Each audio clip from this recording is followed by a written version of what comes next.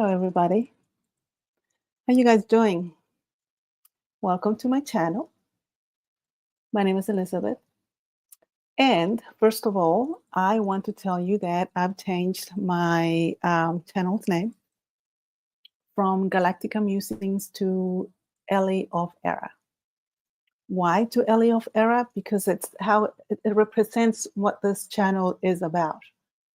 When I started this channel, it was a year after I had started my Spanish speaking channel, which is called Eliovera, Elivera. And basically, uh, my idea here is to share my perspective as a Tagetan starseed in immersion on Earth from the planet Era. And this is my perspective on this Earth and what is going on and how I've experienced life here and how I see it. So from my perspective as that person. So that's what the channel is really more about. And I have, I'm an anthropologist. I specialized in archaeology, and I look at this life and this civilization from that perspective as an anthropologist. So it is something that I decided to share with my perspective in that regard.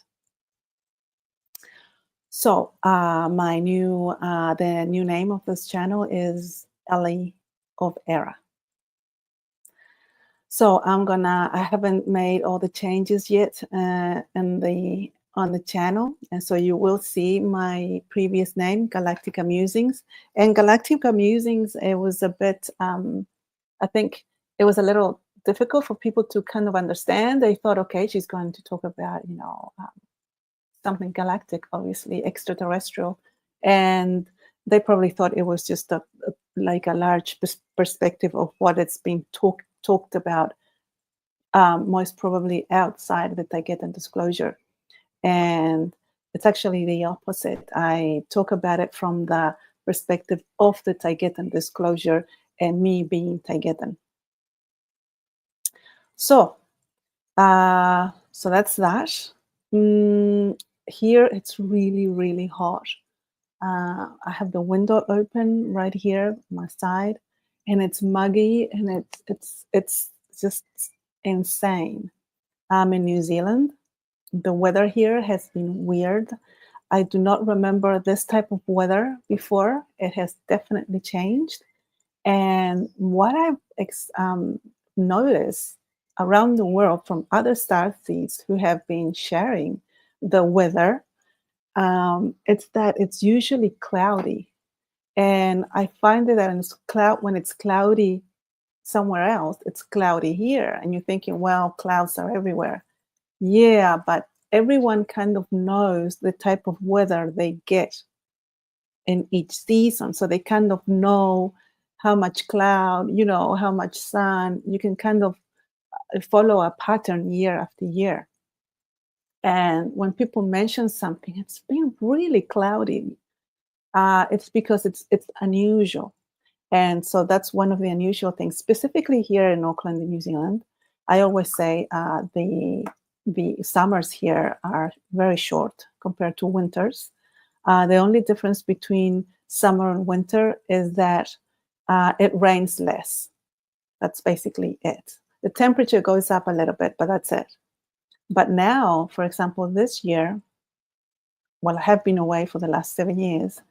But this year, when I came back, now this type of summer, I don't remember having these type of summers, and I've been here since 1986 in this country, so I know about Auckland weather, and it's muggy, it's weird, and it's not like muggy today. It's been like this for a while now, and it's cloudy. It's always cloudy. It's a weird. I don't know. It's weird. Something's off. Something's going on. I think it's a lot of traffic that's going on in the skies, and instead of having people pointing at it, they just put clouds in the sky. That's basically it, I think. That's what I think from my observations. And believe you me, I am always observing and reflecting and questioning and revising and researching and asking and, you know, always. Anyway, I've started doing more videos, more live streams for some reason. And to be honest, see, this is my perspective as a starseed. As I've been telling you, I'm in immersion. And from what I gathered, and I seem to have entered immersion in 2017, around that time. Uh, so it's not long that I've been here as me, because I've started to forget the previous avatar's memories. And I was just thinking about it. What was I thinking when I was doing this? What was I thinking when I was doing that, and the decision I used to make before? And to be honest, I cannot remember. Just cannot remember. And I wonder if people are going through similar through similar situations and experiences. If you are in immersion, or you feel you might be in immersion, for me, think I'm starting to forget my previous avatar's life. Previous person, there was a person here before me. I don't think it was just a matrix person, an NPC.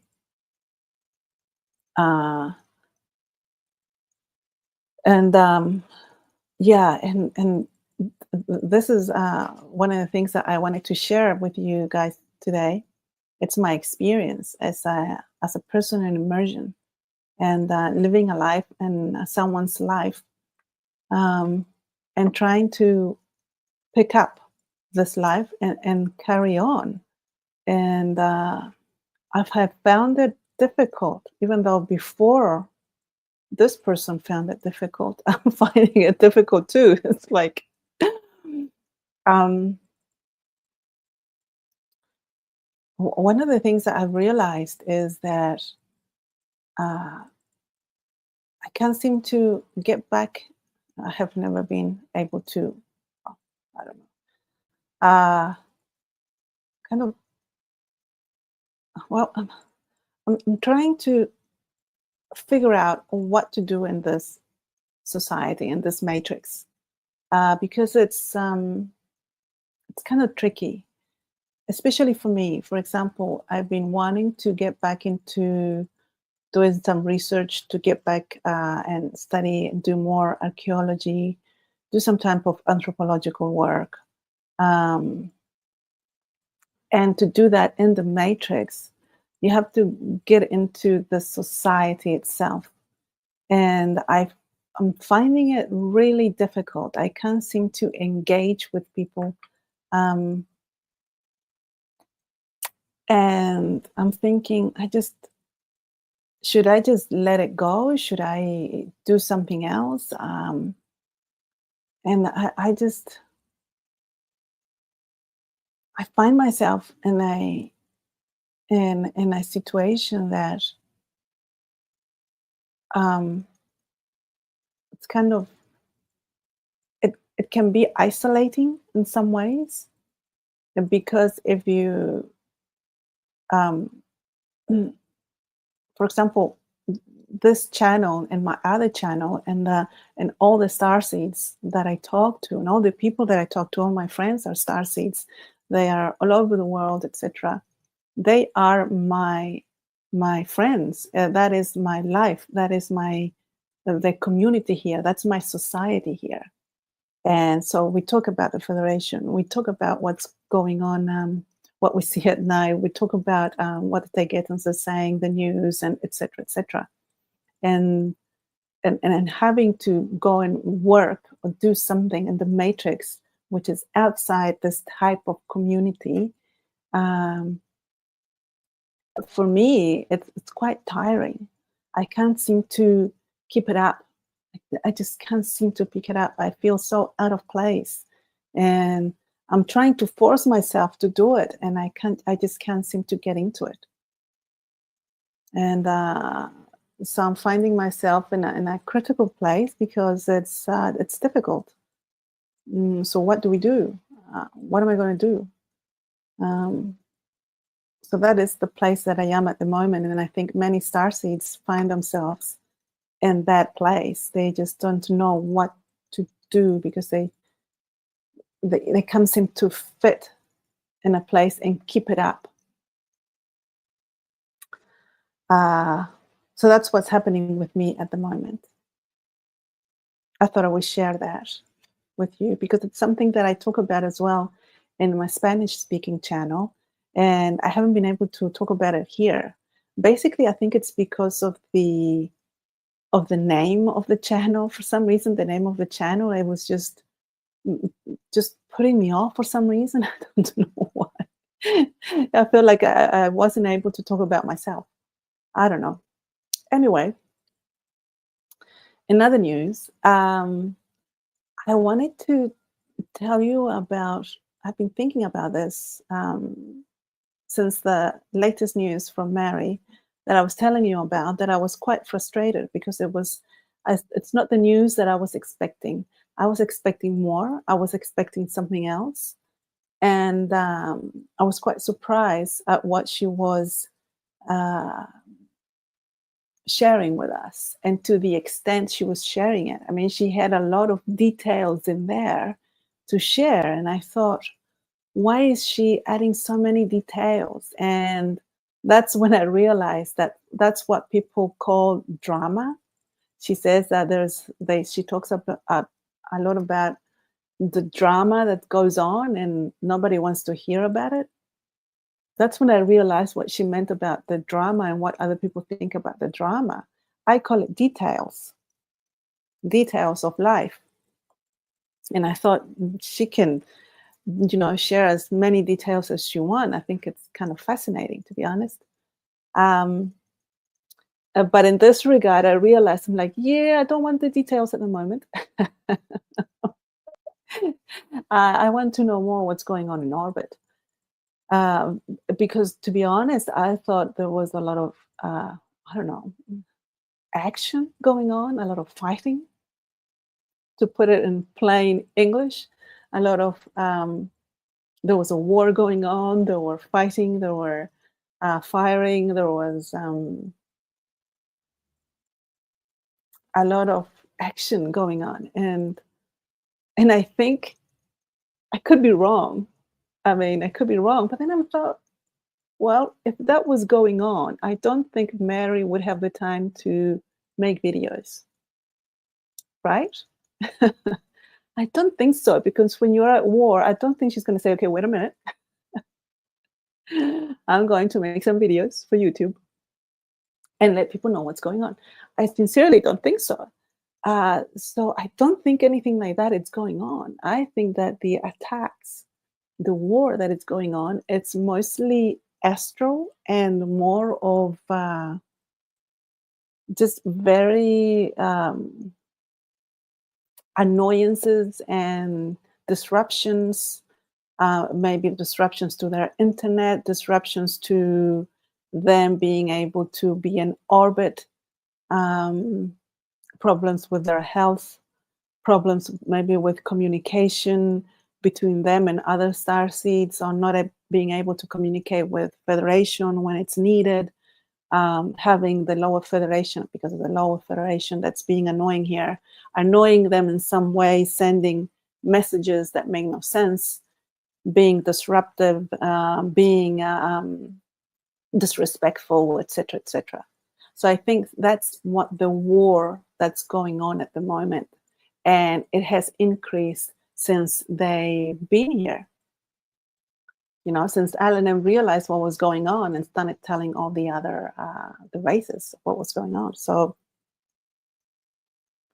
and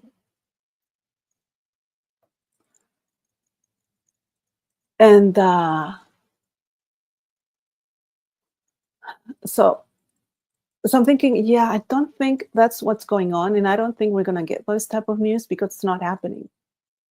It's just not happening. There might be chasing others. There might be some chasing going on, but I don't think there's action in war. I think maybe our perception here that has been guided to be so immune to what it means to be at war that we just take it as the next um, obvious step of what happens. The society here as such makes it that for us to go to war in that regard and to make it something that we just take it as the next step, so we don't complain or do anything about it. Governments can do anything, can just go to war and we don't say anything. We can say something, but who's going to hear us? So we just stay there. So I think it's our perception here that war like that, it's kind of obvious, and apparently it is not. There are other types of confrontations that are going on, and that are just as lethal. Eleanor almost died. I hope she's okay. I hope she's out of the pod right now. They've attacked Mary now, and so it is quite lethal, just in a different way. And that is something that we are learning, something that I am learning. And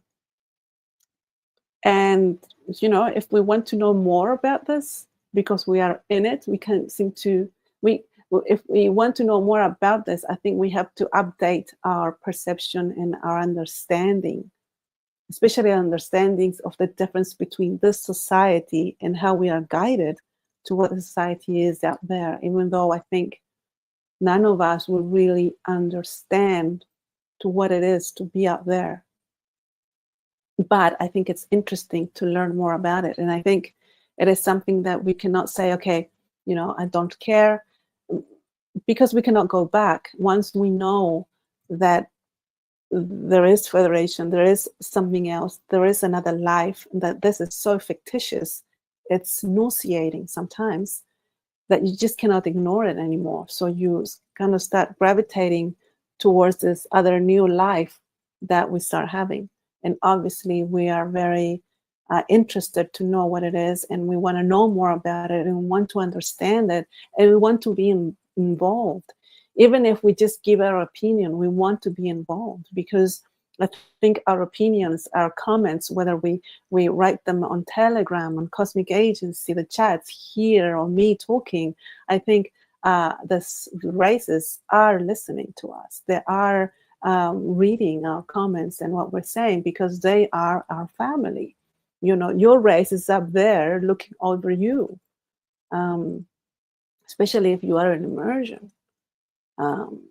And I know my family is there watching, and they are reading what I'm writing, and they are listening to what I'm saying. And they might be visiting, and they might be sending drones. For example, when they said the Engans, was it the Engans? They said they didn't have any Starship here at the moment in orbit, because they were doing their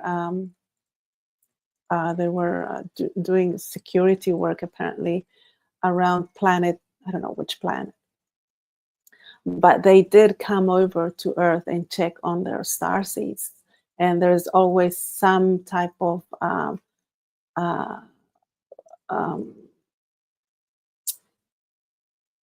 people, spaceships coming in and going around the orbit, and always having something to do with Earth and looking over their own star seeds. And so that's my new perspective on this. I think we're not going to get those type of news that we were expecting, and because those, to be honest, I think a lot of people are thinking that going to war, how we think of war, is the next logical step to do something about what is going on here. But I think that's from our perspective in this type of society, which was invented in the 1800s, if you remember correctly. This society as we know it, the way we live it, the way you know it, the government, the way that the countries, the number of countries, the separation, etc., its history and so on, with its discoveries and technology, was invented in the 1800s. That was the last reset. It was literally invented then. If you actually go to Wikipedia and you put 1800s or something, or 19th century, same thing, you will see a list of all the discoveries, inventions, advances in science and mathematics and whatever listed. It's basically, it will give you a list of what you need to start making a new society. It's right there on Wikipedia. I'm sure it's still up. And if you start realizing that in the 1800s, it's when the majority of the capitals of the world were founded. How curious. So apparently these countries, as we know it, did not exist previous to 1800. Why the separation? It's easier apparently to manipulate. I mean, for goodness sakes, why do we need a passport? It's ridiculous. Why cannot we just roam around the earth? We live here. It's ridiculous. So this society as such was invented in the 1800s. So our perception has been guided since we're born, obviously. So we have a way of thinking. And then we take that thinking to outside this planet. We can't do that. But that's the only thing we can do, because we cannot think something that we don't know about. You know. So I think one of the great things about Mary sharing these type of videos, and the amount of details, I think it's fantastic, because it gives you another perception that you've never had, a perception that here they don't want you to know about, because the matrix gets dissolved. This type of matrix that we live in cannot be supported by the knowledge that they have in orbit, people outside this earth. So the amount of details from Mary, I think it's brilliant, because with that you start building a new point of view of another life. And I think it helps you get out of this matrix. So if you come from source, not in immersion, if you start understanding other ways of life and other ways of thinking, you might not come back and reincarnate here. Because that's one of the things Mary was saying, that if you have attachment to this society, to this type of life, it's most probably that next reincarnation you're going to come right back here. But if you have another perspective, then you might reincarnate somewhere else. At least that's what she was sharing with us. And I thought that seems like a pretty good point of view, I think. Then again, to be honest, I think that when you leave here, if you're from source and after you die, I think that looking from outside, you realize that was just a game. It was just one planet to reincarnate in, and you decide to go somewhere else. So, but I think that once people here realize that they are starseeds in some way, they are not really humans, that this matrix is fictitious and there's people out there, I think that their point of view cannot be manipulated once you are outside your avatar, once you're dead, basically. Because it seems that some people who are very in the matrix, they have this belief of what it's like, and they think this is the only world, this is the only society that exists, this is it, and there's a God, and there's a heaven, and there's a hell, and they're just so fixed on that. Apparently when they die, they keep living that life. So whether they think they're good, they will go to a heaven that they make up, or a hell that they make up. And then they come back again and they go on a loop. That's what Some people say, I don't know. It kind of makes sense at times. Sometimes it makes sense to me. Other times I'm thinking, I don't know. Sincerely, I don't really remember when I was dead. So I can't really say. But apparently, when you live outside this matrix, you kind of remember, apparently. Some people can remember. At least Mary can and Jossie can. Oh, what a conversation. See, these type of conversations you cannot have with people here in the matrix. It's impossible. To some extent, you can, but otherwise not. One of the things that I realize now that I can talk about death without any trouble. Before I was like my heart started pounding when I would talk about death, and it was just ruined everything, and I will feel horrible. And now I can say 100% I don't feel anything. It's just part of the continuation of what we are. I mean, being alive or dead, it's kind of the same, just different points of views. That's one of the things that the Tagetan disclosure has taught me and helped me understand and change my perspective, for example, about death. I remember once someone said, when you do not fear death, you start living. And I thought, really? And I think they were right. When you do not fear it, you start really living life. I find that interesting. How are you? Mary Juarez. I'm trying to say that in English.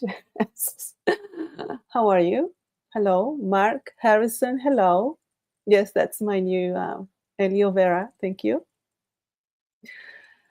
Mary says, I was expecting something like that as well, Ellie. Yeah, the news. Yeah, same.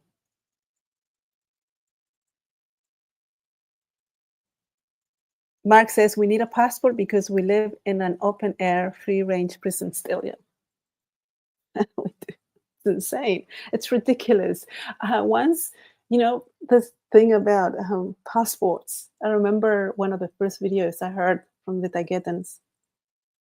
And this was from Svaru of Era. And the way she explained things, just like any other Tagetans, but she had something about her.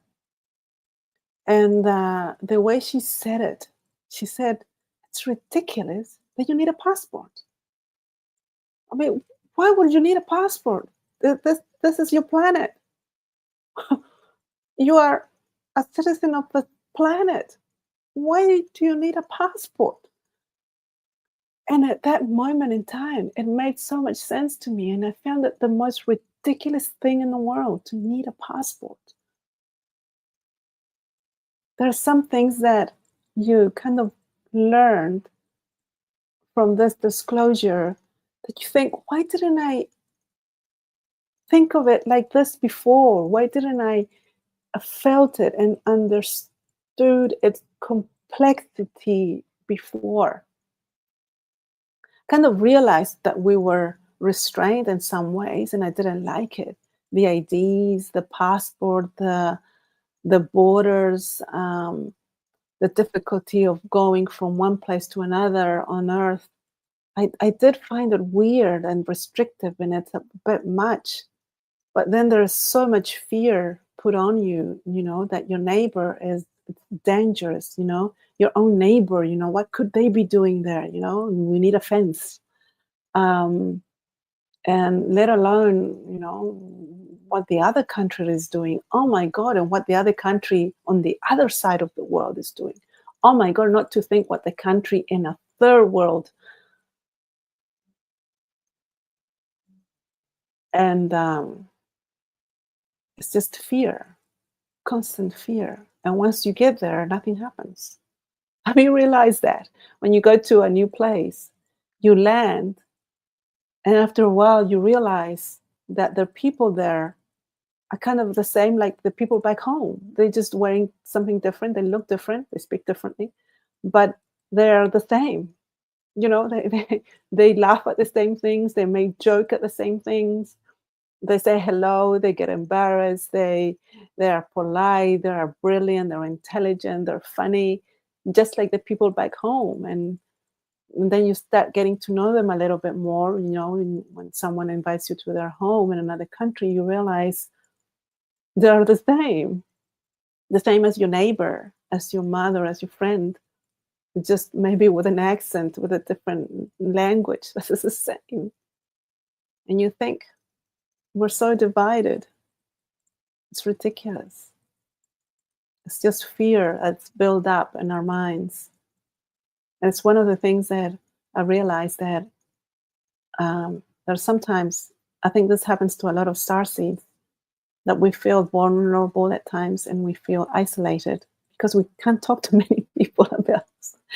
So we start staying home, because a lot of things we can do at home. And, we can talk to the camera, we can talk to other people, and we start staying home. And I realized for myself that I started going a little nuts, and I started getting fear, and I started fearing things. And I don't want to go out because I think people are going to be annoying, and I'm going to see things I don't like, and etc. etc. And when I'm forced to go out because I have to go and buy food, for example, I realize nothing is going on.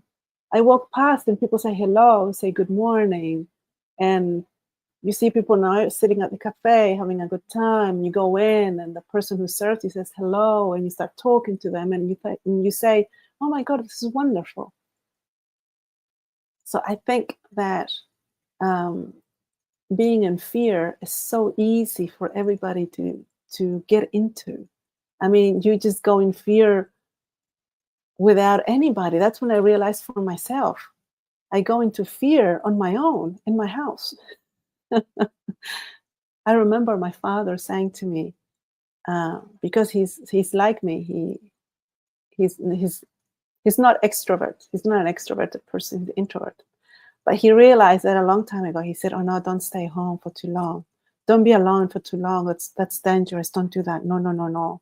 And then I remember when he said that, and I thought, it's not dangerous. It's not bad. And I didn't realize at the time how much that was affecting me, even though I was living it, being alone at home for so long, how negative that was for me. I didn't make the connection that it was actually me just fearing something in my head because I stayed home for so long. And he was right. It's so annoying when parents are right. You realize, damn it. Isn't it funny when you're a kid? When you're little, your parents are superheroes, right? When you're little, your parents are superheroes. 8 years old, 9 years old, your parents just everything. And then when you get to 11, 12, 13, 16, oh my God, I thought my parents were stupid. Oh my God, they don't know anything, right? Then at 20 years old, you're like, I know a lot. And my parents are still behind. And then you get to be my age and you think, oh, they are intelligent. They do know things. It's funny. It's a different, you see, this is, I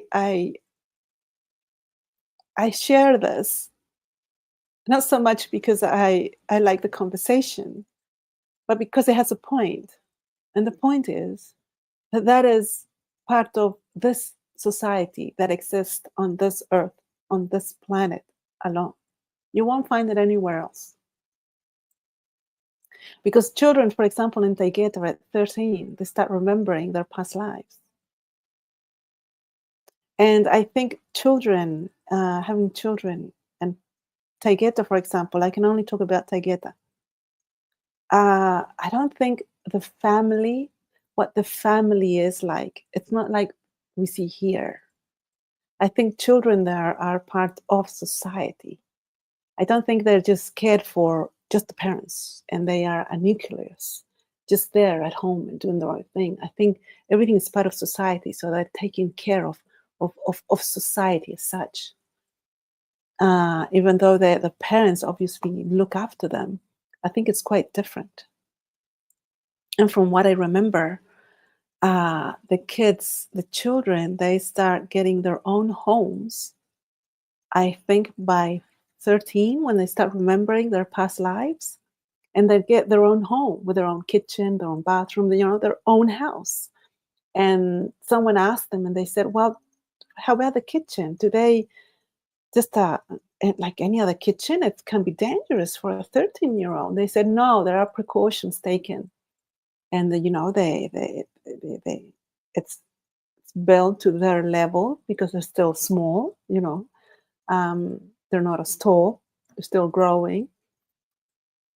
So their houses are different from adults, but they still have their own home. So, a 13-year-old is not going to say my parents are stupid like we do here. So it's different, it's completely different society. And this society as such, the one we are living in, as it was invented and has been like this for the last 200 years. I wonder what the other societies were like before. As we know, history here was invented. We have no idea what history was like. Forget about the books, forget about those old books that we see, on videos and we see from the Vatican or whatever, that are gilded and that are 400 years old, and they're made up. Much of that information is not real, it's not true, and has been taken out of context. Everything has been taken out of context. And as you know, apparently the Olympic gods were actually step downs. They were real people. The Olympic gods. How many are there? 12? So these were real people. uh, and it was quite interesting because uh, I am also part of a channel that's called Somos La Fuente in Spanish, that I collaborated with two other people. One was my friend that passed away recently, and he was a historian. He did not study to be a historian, but he was so immersed in it. He loved it so much that he basically got a degree on his own.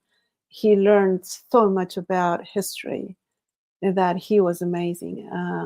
He had a way of talking about it that was brilliant and beautiful.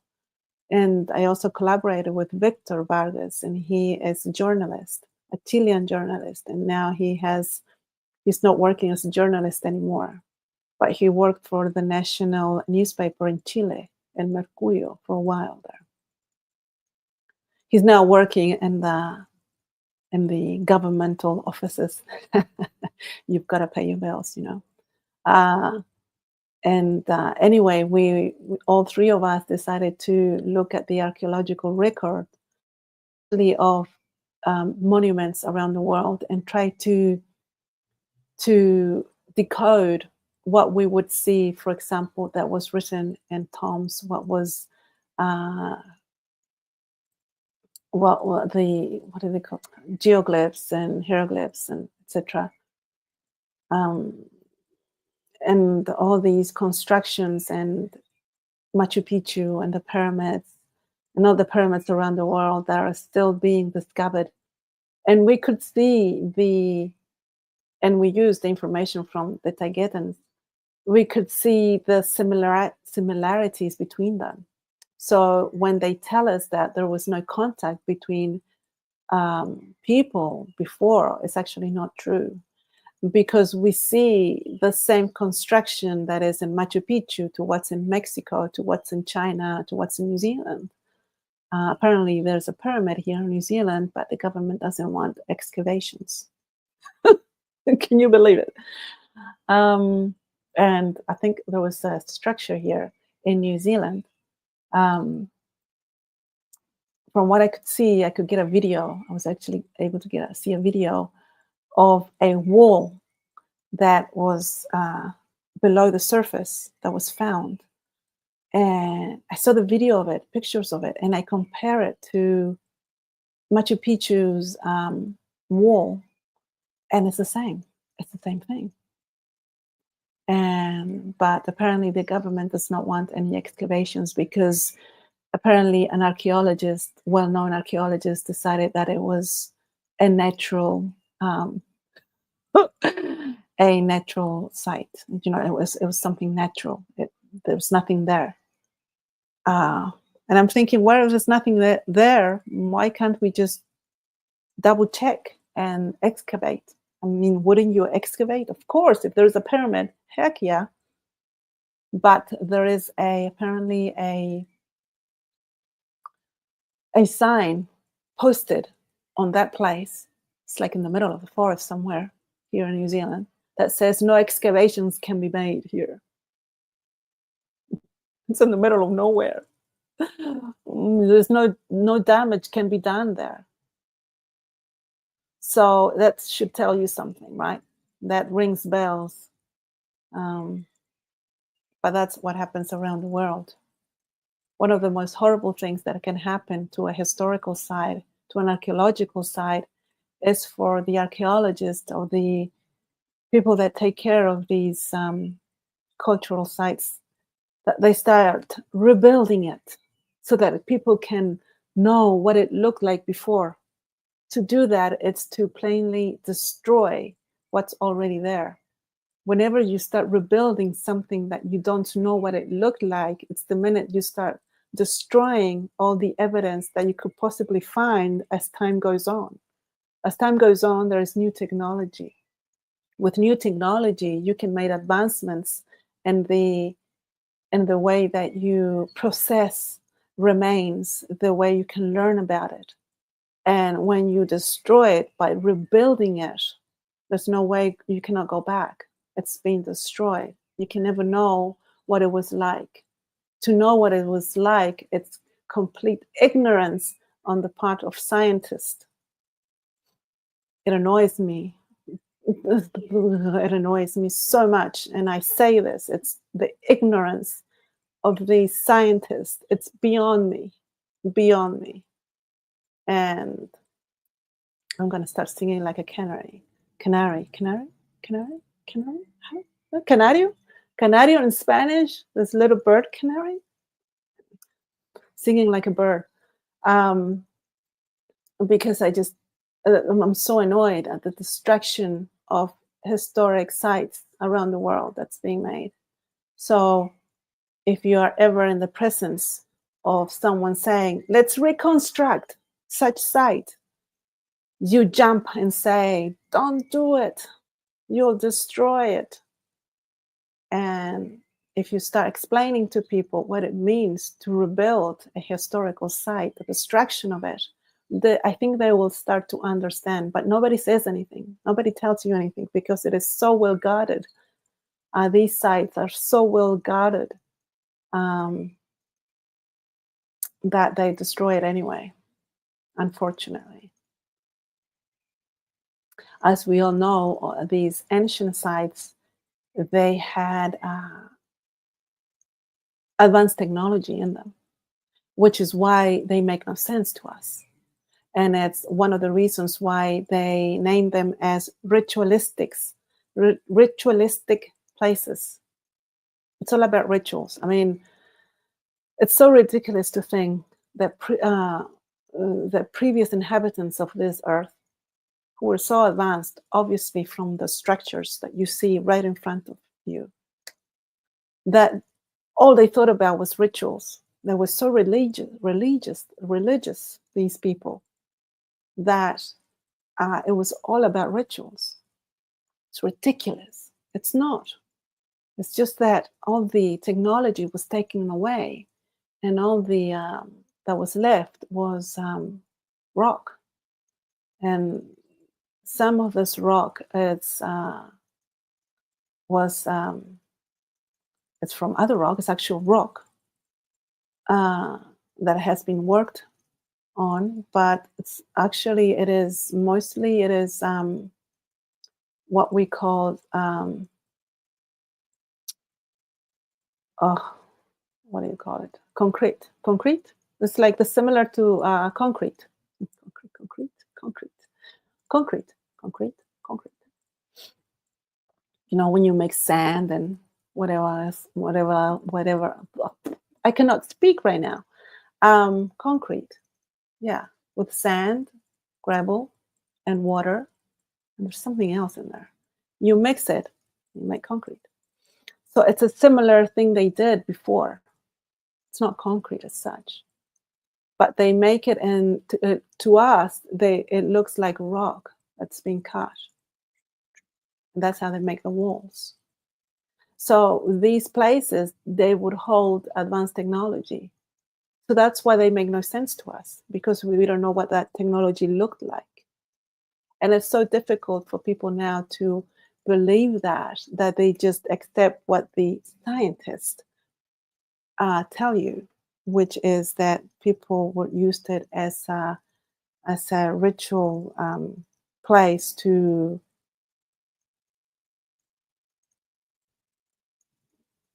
pray to the gods at that time.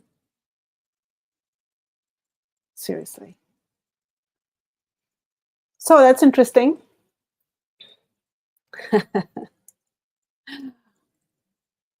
Marvin, hello, how are you? You're working? Aha. Nice to see you. Thank you. Greetings. Happy Wednesday. Mark says, under the Giza Plateau, there is a vast underground city, which I'm sure the Cabal controls, almost certainly. Yeah, in regards to that, there's a Doom. Doom? How do you say it? Doom? It's not dumb. Doom?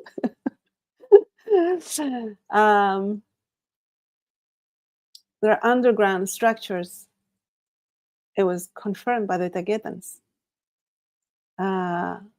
It's under the pyramids, most certainly, yes. Yes. And the entrance, I don't know if it's the entrance or something controls the entrance. It's on the Sphinx ear. It's actually true. When I heard that before the Tagetan disclosure, I was like, that's weird. And it is actually. I think that's, I don't know if it's the entrance, so that's what it controls the entrance to the underground of the pyramids. It's quite interesting. I've never been to Egypt. Robert says, oh, sand, concrete, and lime dust. There we go. Dumb, pronounced dumb. Dumb. Right. Thank you. Dumb. A doom. Doom. Dumb. Doom. Not doom. Dumb. Okay. Yeah.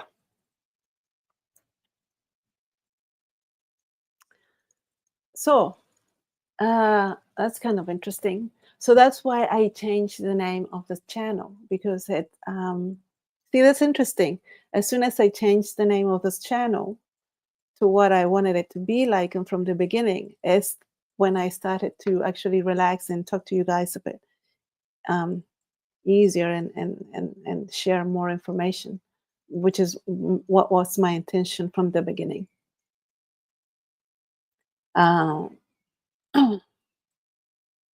Anyway, so what I was saying from the beginning, having a hard time here, kind of trying to make my way around this society and this matrix while having another life.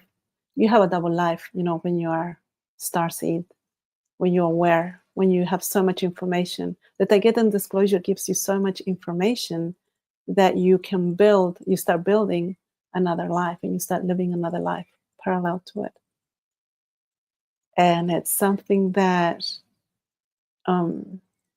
it's funny, because at the beginning, I wanted to tell everybody about it. I wanted to wake up every seed and to let them know about it, and to start knowing what was going on, etc.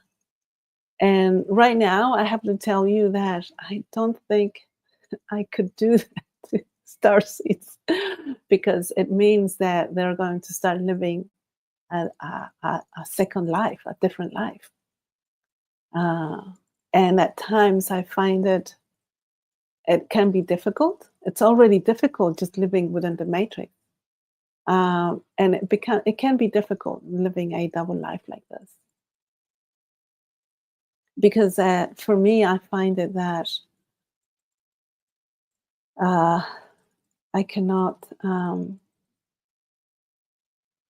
having when I'm trying to have a life here in the matrix in this society with people that don't know anything about it. Um, they can, for example, find me on YouTube, obviously, and you never know what the reaction is going to be, and it depends on what type of relation you have with this person, whether it's work wise, research, for example, or just a friendship. You don't know how they're going to react. And when you start building relationships like this, and that are important to you, whether they are monetary wise, money wise, whether they're friendship wise, romantic wise, um, or romantically, I think that's another video on its own. I don't know what it's been like for you. Um, it, I find it tricky, to be honest. Not because I would be feel uncomfortable them finding out. In some ways, I would, but the consequences of it. Uh, and it is a responsibility that I took the minute I started the Spanish channel more than 12 months ago. And I realized the repercussions that had this to do this. I knew it, but I knew that it's something that I had to do because it is something that is in my plan. What I came here to do, I knew it. I just knew it. It was something that came out naturally from me, and it's like I have this plan on it, and I can see it. But you still have to take a responsibility for your life in that regard and say, well, people will find out, maybe people will not, and you have to accept the consequences and whatever they are, and just be an adult, be a person that can take it and move on and keep going. They can't do anything. They apart from just going away. Ending whatever relation you have with them. That's the worst that can happen, really. Or there are more things that can happen, but it's not really. I compare it, for example, to David Icke. Now, I think he has problems, and he's happy. He still lives a life. So I compare that to my life, and I'm thinking, no, mine's going to be a breeze.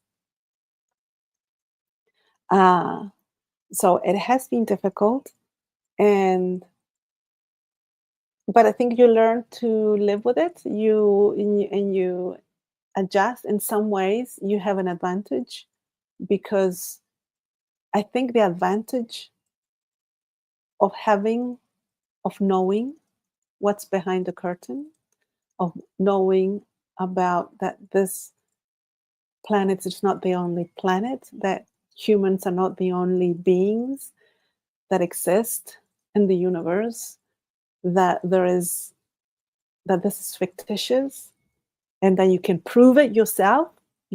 Every person can prove this on their own. When you know it, and you know the lies, the suffering that you may be feeling and experienced living this life in the matrix without knowing anything else, it starts to dilute and it starts to go away, and you start feel freedom again. that freedom that remember when you had when you were little, that anything was possible and you just had this freedom within you, this life of just being happy. And I think you get that back when you know about this. So that's a huge advantage of knowing this. That's a huge advantage. There's a disadvantage, but I think the advantage outweighs the disadvantage, at least for me. At least for me.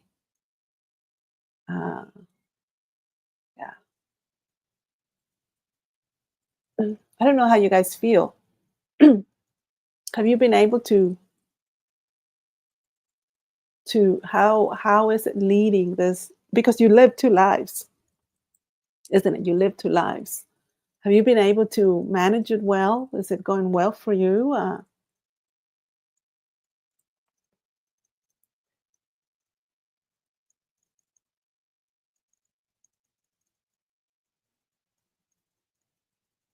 Thank you, Robert. Elio Vera, Rose of the Tongue, right? Elio Vera, I know. It's kind of great. I like it so much. Thank you. Mark, he says, it just came to me a few months ago that I was one. Starseed, that is. Only a month ago. A few months ago, really. Oh my God, it's very recent for you. Wow. Welcome. Welcome to the real world. It's wonderful. Leah, Adriana, how are you? I haven't seen you in a while. Well, I haven't been online. It's nice to see you.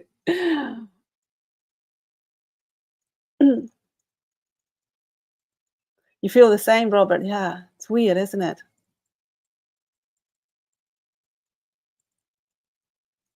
Francisco, hi, how are you?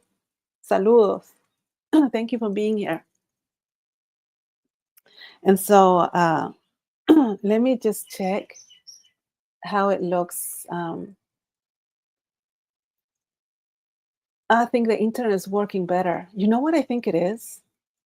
I think it's because I'm more relaxed. Every time I'm a bit uptight, the video images kind of cuts. It makes it difficult. Um, Other times when I'm really relaxed, nothing happens. It works really well. But then again, it could be the internet because I am doing this live in the afternoon. I usually do it in the mornings. So it could be the timing. Okay, so what else I wanted to share with you? Um, well,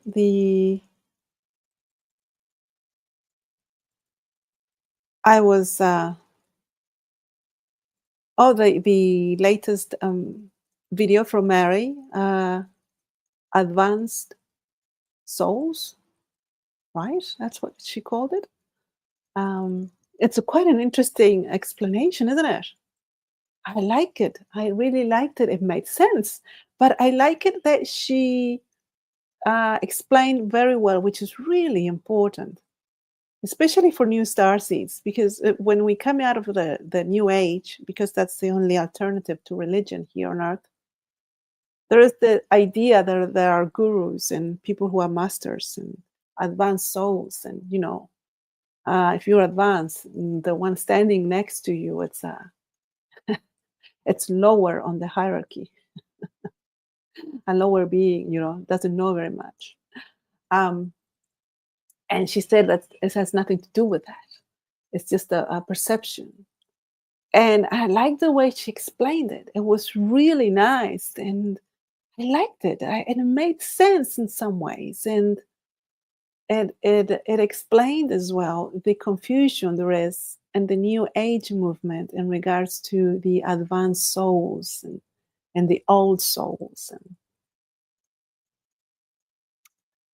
and obviously, yeah. I think the way she explained it was brilliant, was really good. I really enjoyed it, even though I was waiting for news, for different news, And I said to Mary in my Spanish channel when I did a live there, and I said to her, please don't make another short video. We've had enough of short videos. But she made a short video anyway. She obviously doesn't listen to me. I have all the answers, but she doesn't listen to me. Isn't it interesting? For some reason, that's why I changed the name of this channel. I confirm it because I feel like I can talk to Mary and the Taigetans in a different way that I don't think I could talk to Engans or Urmas, for example, because I feel Taigetan. I am Taigetan, so I feel I can talk to her and say things and not agree with it and say it. It's funny. It's interesting, isn't it? How you feel. Uh, it's just the way I feel. And oh, that's one of the things I wanted to share that it might help. This is why I like. This is why I like this channel. This is why I made this channel. That's the whole point. Is to have these conversations for any starseed who's out there, who's going through, who's living in this matrix, and who wants to kind of have a different perspective, have someone else to kind of bounce ideas, even though I cannot talk to you directly, but maybe you can say, oh, that happens to me too. So it's not just me going insane. And it helps so much the starseed. It helps so much when it's coming, especially when it's coming out of the New Age movement, or it has felt alone for a long time. Uh, so that's why I like sharing these kind of personal points of view or feelings or experiences, because it helps. I know it helps people. It helps starseeds um, to navigate this world better. So another thing is, I was going to share. What was it? Now I forgot. That's the reason of why I was doing this channel. That's why it was fun. And I was going to say something. Mm, I forgot. Leon, Liran versus the Matrix. Hi, how are you? Are you working? Welcome to the jungle. Marvin, you're a Tagetan too? You might be, because I have all blood in my veins, but I don't know. I'm not sure, really. Yeah, I know. Well, if you feel Tagetan, you might be Tagetan. Some people feel that they like the information, and they sometimes say, okay, I think I'm Tagetan. And then when they start learning about the other races, it might help you. I don't know if you have. Go to the videos, and especially in Cosmic Agency, they have videos explaining about describing other races. And people, as soon as they hear about Ontarians or Engans or whatever, they just know. They say, I'm from there. I'm definitely an immersion, and I'm from there. It depends if you are an immersion. If you're an immersion, apparently the feeling is stronger. If you are from source, I find that people who are from source, they feel Taigetans, they feel Urma, they feel Engan, they feel Antarian, because we've all been through all the races, and sometimes your point of view now has been through a view that has always reincarnated as a Taigetan. So you feel very Taigetan, but you also feel Urma.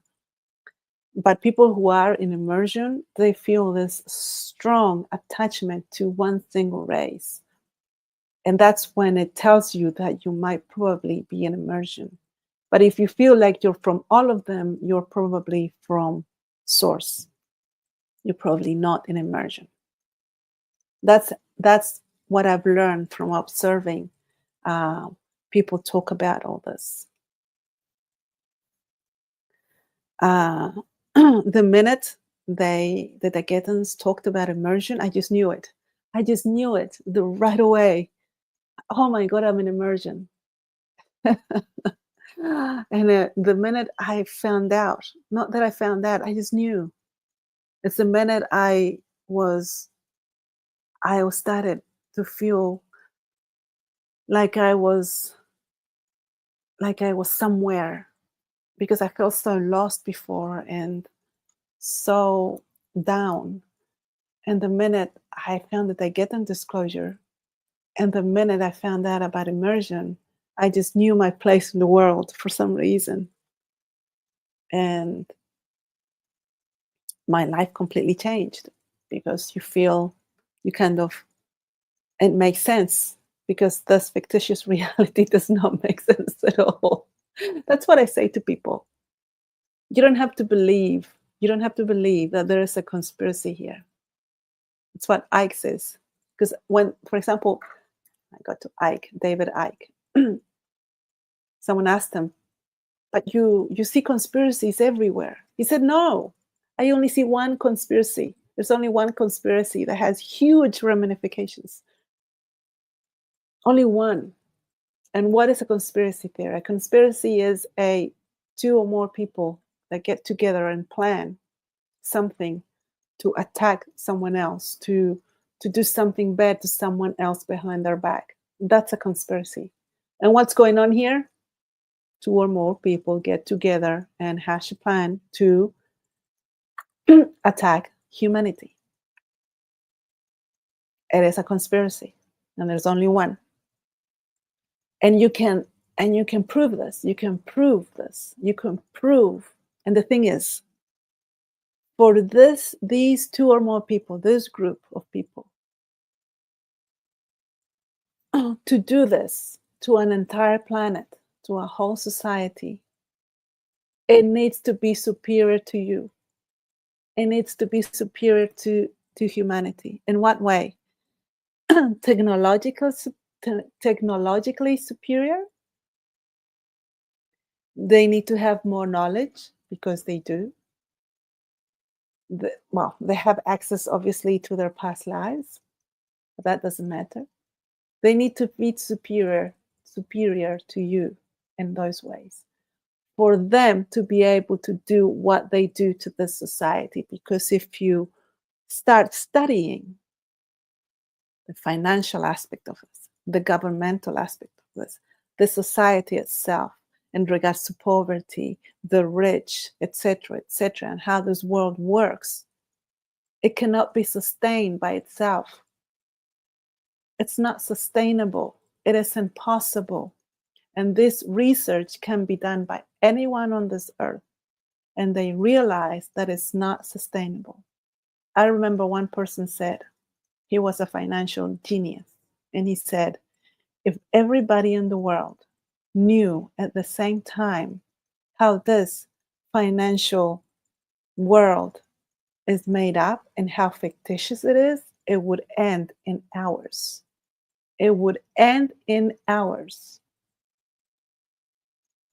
This place, as we know it, this society cannot be sustainable. It's not sustainable, cannot sustain itself unless there is a higher power sustaining it by force. By force. It's the only way, by force. And what do I mean by force? Killings. Killings. There needs to be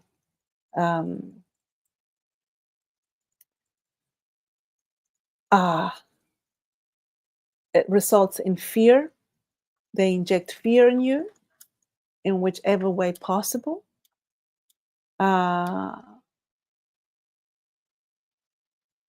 And basically, they take you out. It's horrible. By force. They do it by force. And because to guide your perception the way they do it, it's horrible. It's the most horrible thing you've ever imagined. I mean, just think about it, and we take this as normal. Who in the right mind, knowing what's happening, you would give your 6-year-old to an institution for 12 years to educate them in the way that the education goes on at this moment? You basically give your child to these people to be brainwashed. That's what the school is. That's what the education system is. And it's for them, and that's the way we support this matrix. That's how this matrix is made and supported, by the brainwashing of children for 12 years, and then off they go.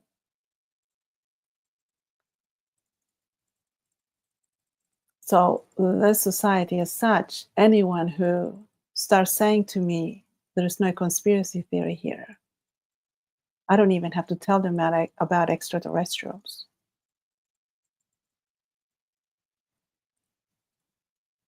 They just need to do their homework. People need to be responsible. They could just not say that's not true. People don't have the time either to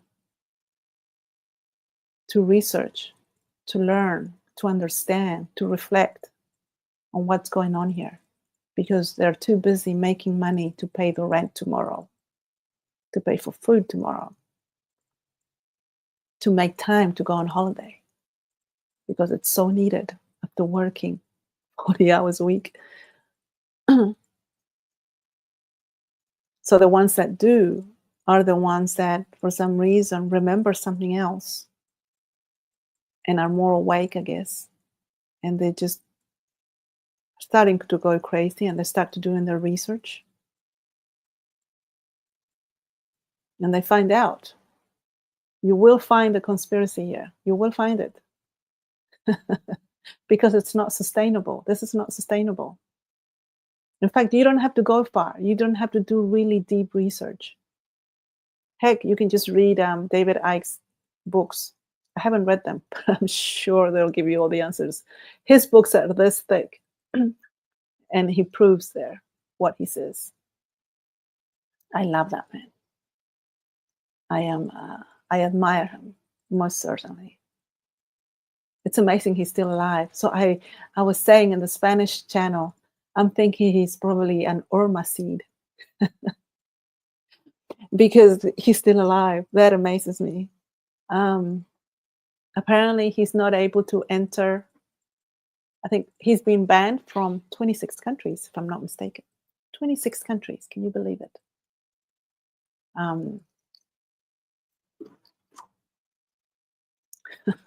have the window open so they can hear everything I say. It's 26 countries. And I'm thinking he's an Urma starseed. So the Urmas are saying, if you ever touch him, I seriously think he's Urma, still alive. I find him amazing. And I'm always thinking, how is he still alive? It's amazing. I think he's Urma. And I also wonder,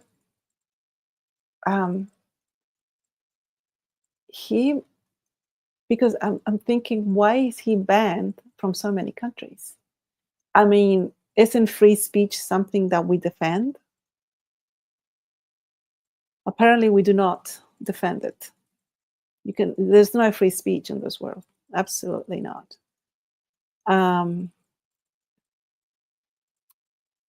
And I thought, well, why isn't Gosha, for example, who's doing this disclosure, not banned from any country? Why isn't she? Not that I say she should, obviously not. But I'm thinking, why not? Because she is obviously, because I know that the Federation is not happy with her at all. She said so in her videos.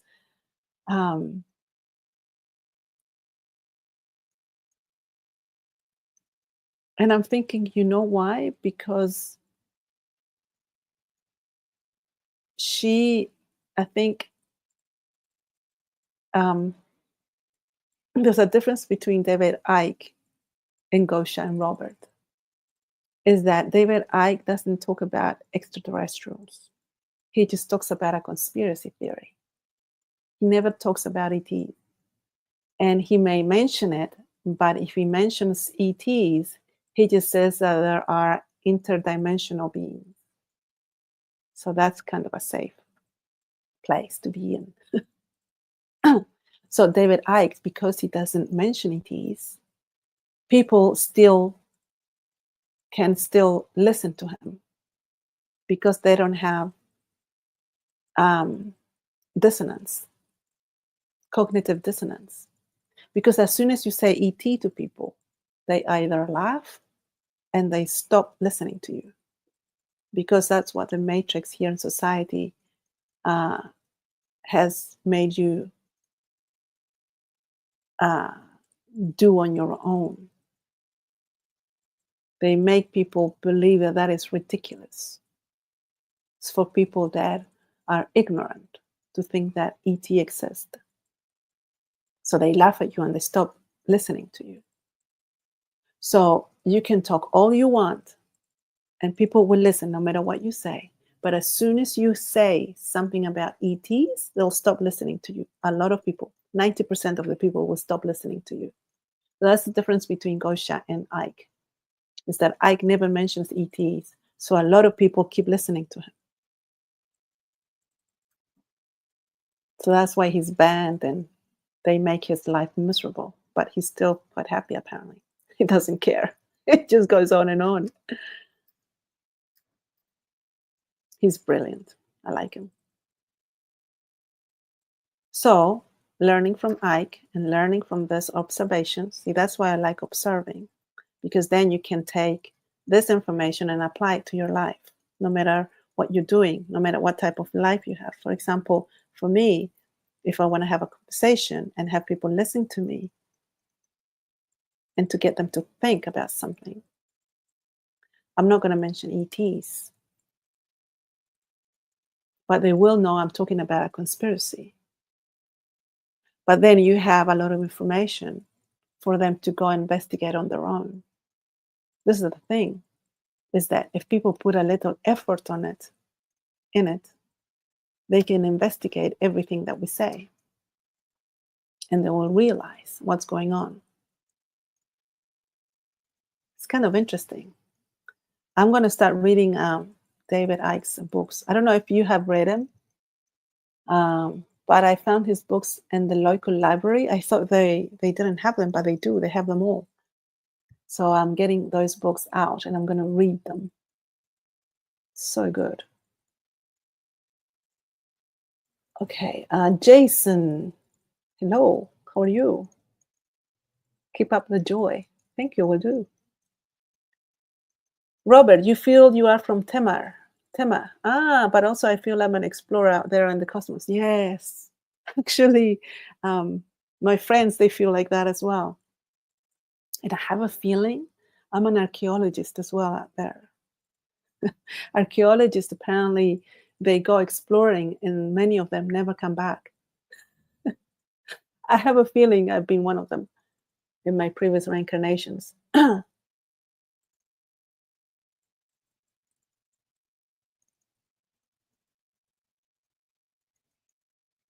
love Captain Gorel as well. Hello, Captain Gorel. It's nice to see you again, even though it's an image. It's nice to hear from you again, even though you're not saying anything. But I hope you are will be able to tell us more about this in your own words. Not that I'm saying Mary shouldn't do it. Yes, she can do whatever she wants. But we would love to hear your point of view as well. But you must be very busy. So he's very busy at the moment, and so is Mary. But Mary is focusing on giving us information, so that's all right.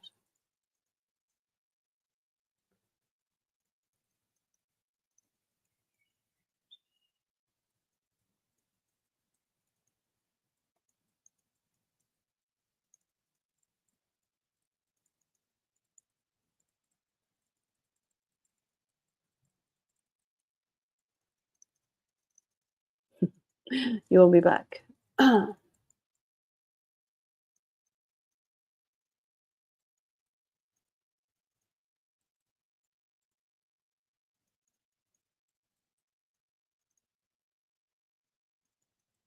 That's all right, Marvin.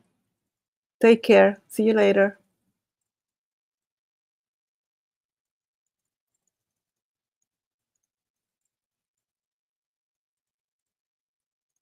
Mm, I'm reading the chats.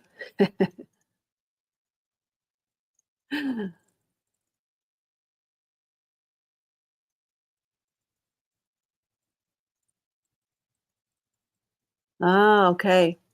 Robert said, I paste links on my other Facebook page for when a cosmic agency on Mary's videos are about to start. I don't force anyone to listen, but the Apple seed has been dropped for them. Yeah. Yeah, I know. Um, I actually don't tell anyone about ETs. I don't talk about it. Only on YouTube, but to people around me, no. I do talk about conspiracy theories or talk about something's not right and other things so they can go and do their own research. But not all the time because I get worked up about it. I have to practice, I think. I might have to practice at home on my own because I get really annoyed just when I'm talking to someone about it. Not annoyed at the person, just annoyed at the subject. And it's no good. The other person gets scared, they run away because I get worked up when I tell them what's going on. So, yeah. Anyway, okay, well, that's it for today, I think, guys. Thank you so much for being here. Thank you for um, talking to me, chatting with me. Appreciate it. Um, and welcome. So I will leave you now. And I hope you have a wonderful afternoon, a good evening, a good morning. And I'll see you next time. Thank you. Nice chatting with you guys. See you. Bye bye.